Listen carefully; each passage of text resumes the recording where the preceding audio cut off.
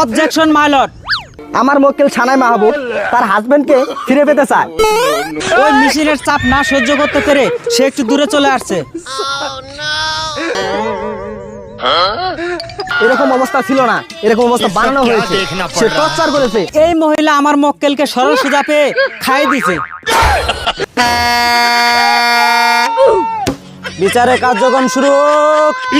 মহামান্য আদালত, আমার মক্কেল সানাই মাহবুবকে তার হাজবেন্ড টর্চার করতে করতে তার জীবনটারে জ্বালাবালা করে দিছে।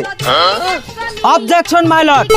আমার মক্কেলের সম্বন্ধে আমার বিপক্ষ উকিল যা বলছে এগুলো আমার মক্কেল কিচ্ছু করে নাই। এগুলো সব বানোয়াট, এগুলো সব ভিত্তিহীন।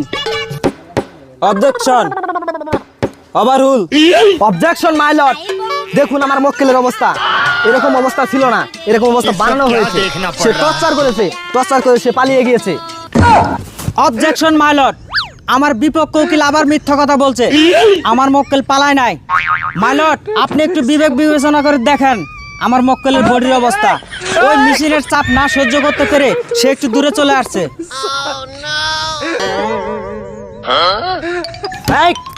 তোরা তুমি কি শুরু করছস? এটা কি মাছের হাট বয়সি? কার দোষ খুলে গ। মহামান্য আদালত, আমাদের বলার আর কোনো ভাষা নাই। আমার মক্কেল সানাই মাহবুব তার হাজবেন্ডকে ফিরে পেতে চায়। Objection your honour. আমার মক্কেল আমাকে স্পষ্ট করে বলে দিয়েছে ওরকম বেসাস আনফিট মহিলার সাথে আমার মক্কেলের সংসার করা সম্ভব না। আর একটা জিনিস চিন্তা ভাবনা করে দেখেন মাননীয় আদালত, ওরকম আনফিট বেসাস হাতির মতো মহিলা আমার মক্কেলের বডির উপরে যদি পড়ে এই বডির কিছু থাকবে? না জজ সাহেব, ওকে আমার লাগবে।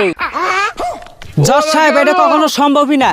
এই মহিলা আমার মক্কেলকে সরল সোজা পেয়ে খাইয়ে দিছে।